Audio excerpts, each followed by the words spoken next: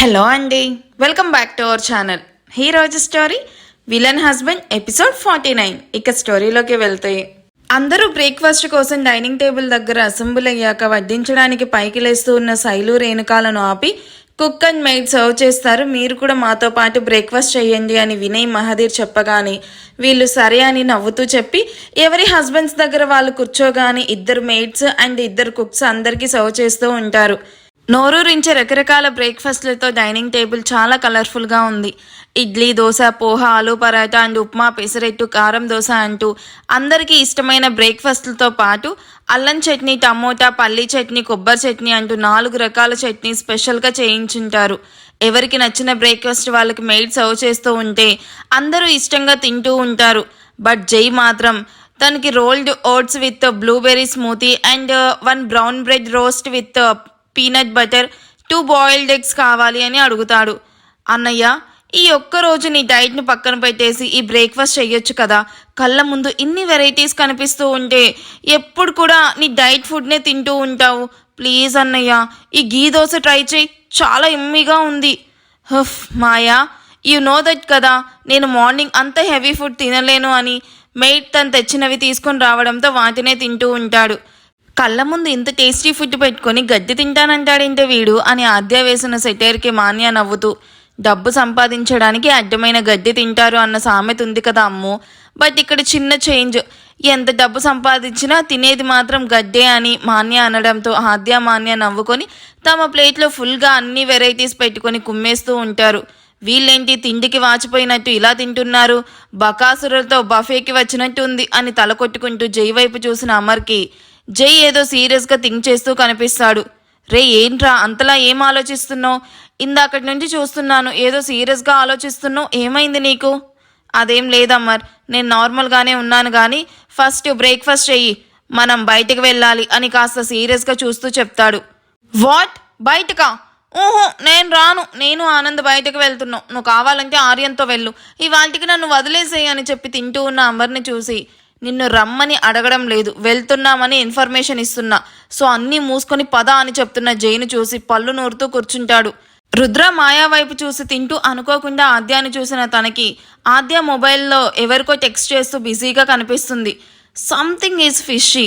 జై ఏమో అమ్ము అంటే ఇష్టం అంటాడు, అమ్ము ఏమో జై అంటే ఇష్టం లేనట్టే బిహేవ్ చేస్తుంది. ఇప్పుడు కొత్తగా అబీర్ అనే అబ్బాయి అమ్ముకి బొకే పంపించాడు, అది చూసిన అమ్ము పెద్దగా రియాక్ట్ ఏం అవ్వలేదు. పైగా ఆ బొకేలో వచ్చిన చిన్న నోట్ కోసం ఇద్దరు పిచ్చి కుక్కల్లా కొట్టుకున్నారు. అమ్ము మనసులో జై ఉంటే ఈ అబీర్కి అంత ఇంపార్టెన్స్ ఇవ్వదు కదా, ఇదేదో పజిల్లా ఉంది అని ఆలోచిస్తూ, మాయా అమ్ముకి బాగా క్లోజ్ కదా, ఇదేదో మాయాన్ని మాటల్లో పెట్టి అడిగితే, ఎస్, ఈ విషయాన్ని అమ్ము దగ్గర అడిగితే తను నీకెందుకు అని నన్ను క్వశ్చన్ చేయొచ్చు. మాయా అయితే అమ్ము అంతా హైఫర్ కాదు కాబట్టి తనే ఆన్సర్ ఇస్తుంది అనుకొని మాయాతో మాట్లాడాలి అని ఫిక్స్ అవుతాడు. బ్రేక్ఫాస్ట్ అయ్యాక ప్రతాప్ యంగ్ బ్యాచ్ అందరి వైపు చూస్తూ, చూడండి అబ్బాయిలు అమ్మాయిలు, ఇప్పుడు మీకేం వర్క్స్ ఉన్నాయో నాకైతే తెలియదు, బట్ మీ అందరికీ ఒక విషయం చెప్పడం మర్చిపోయాను. అదేంటంటే మనం 1 వీక్ విలేజ్లో స్టే చేయబోతున్నామని తెలుసు కదా, అక్కడ ఒక జాతర జరగబోతుంది. మీరు ఇక్కడ వేసినట్టు ఆ జాతరలో జీన్స్ షార్ట్స్ వేస్తానంటే నేను అస్సలు ఒప్పుకోను. జాతర 3 days జరుగుతుంది, సో మీరు ఆ 3 days చచ్చినట్టు ట్రెడిషనల్ అవుట్ఫిట్ మాత్రమే వేసుకోవాలి. కాబట్టి మీరు మాల్కి వెళ్ళి మీకు నచ్చిన ఎథిక్ వేర్ షాపింగ్ చెయ్యండి, బిల్ నేనే పే చేస్తాను. జై, అందరినీ తీసుకొని నువ్వు మాల్కి స్టార్ట్ అవ్వు, ఎవరికి ఏం కావాలో తీసుకోండి. తాతయ్య, నాకు వేరే వర్క్ ఉంది, నేను ఆ వర్క్ మీదే. నథింగ్ డూయింగ్, నువ్వేం చెప్పకు, వర్క్ ఎప్పుడు ఉండేవే కదా, ఫస్ట్ మీరు స్టార్ట్ అవ్వండి, అందరి షాపింగ్ ఫినిష్ అవ్వడానికి టైం పడుతుంది, అన్నీ మాల్లోనే దొరుకుతాయి, సో అన్ని ట్రయల్ వేసి మరీ తీసుకోండి, కమాన్ స్టార్ట్ అవ్వండి అని తొందర పెట్టడంతో ప్రతాప్ వర్మ మాటకి ఎవరు నో చెప్పలేక వాళ్ళ ప్రోగ్రామ్స్ను పోస్ట్ పోన్ చేసుకుని షాపింగ్కి స్టార్ట్ అవుతారు.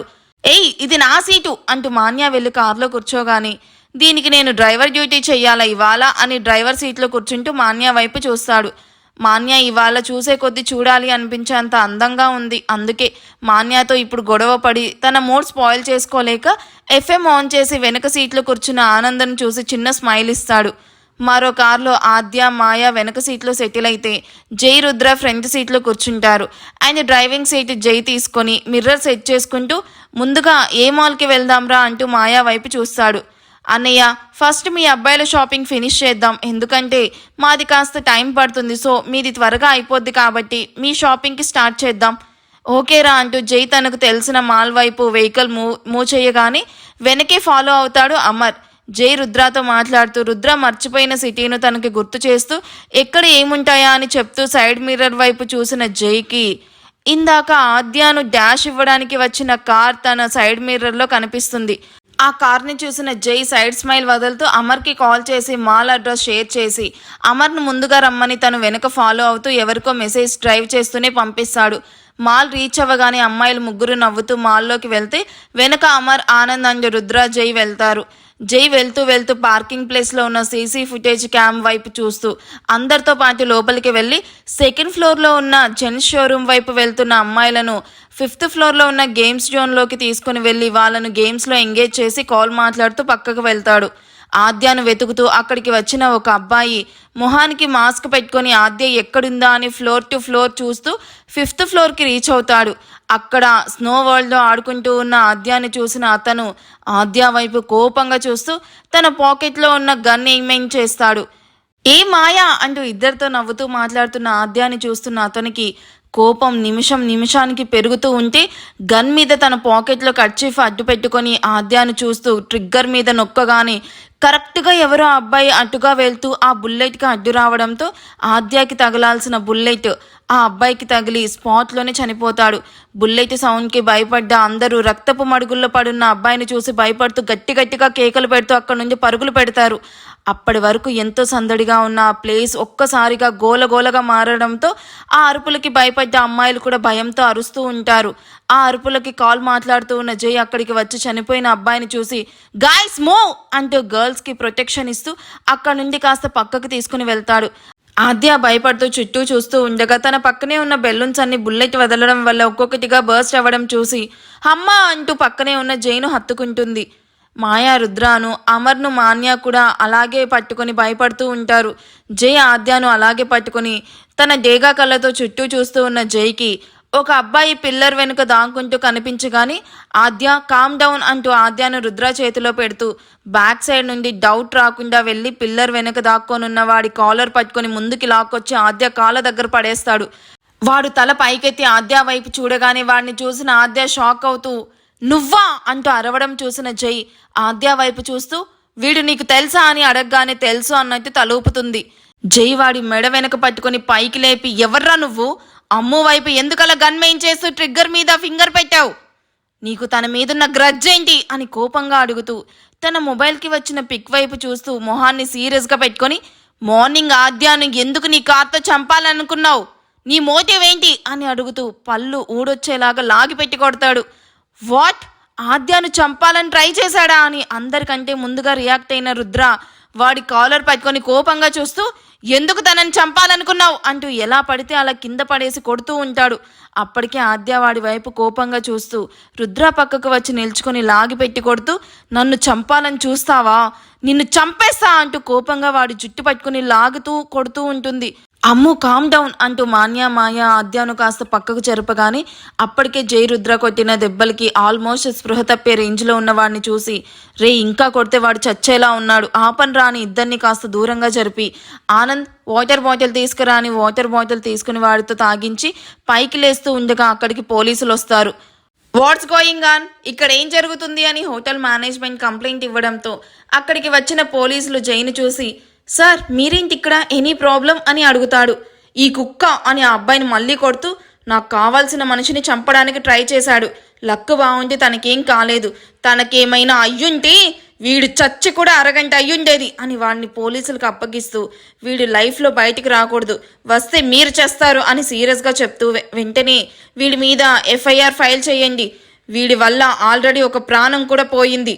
షూర్ సార్, అన్నీ నేను చూసుకుంటాను, అవసరమైతే మేడం ఒకసారి కోర్టుకి రావాల్సి ఉంటుంది, వీడిని చూస్తుంటే పెద్ద క్రిమినల్లా ఉన్నాడు, అందుకే ఎవిడెన్స్ కోసం మేడం రావాలి, తను ఎక్కడికి రాదు, కావాలంటే నేను వస్తాను, నౌ యు మే లీవ్ అనగానే ఓకే సార్ అంటూ చనిపోయిన అబ్బాయిని చూసి మిగిలిన ఫార్మాలిటీస్ అన్నీ ఫినిష్ చేసి అక్కడి నుండి వెళ్ళిపోయాక జై ఆద్య వైపు చూస్తాడు.